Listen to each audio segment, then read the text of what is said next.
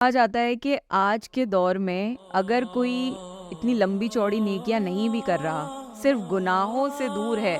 تو وہ بھی اس کے لیے کافی ہے، کیونکہ آج کے دور میں فتنہ اتنا زیادہ بڑھ چکا ہے کہ صرف گناہوں سے دور رہنا اتنا مشکل ہو گیا ہے، اینڈ اگر انسان وہ ہی کر لے تو اس کے لیے کافی ہے۔ دیکھیں یہ آپ کی بڑی پیاری بات ہے، اور اس کے اوپر حضرت واصف علی واصف رحمۃ اللہ کا بڑا پیارا فکرہ ہے کہ ہم ایسے دور میں پیدا ہوئے ہیں کہ گناہ نہ کرنا بھی نیکی ہے۔ ایسا بالکل، دور ہے، فتنوں کا دور ہے،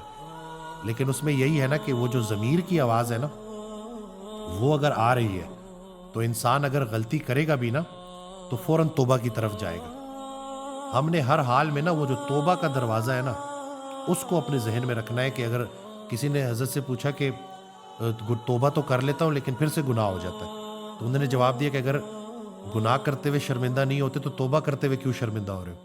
توبہ اتنی کثرت سے ہونی چاہیے کہ اگر موت آئے تو حالت توبہ میں آئے، حالت گناہ میں نہ آئے۔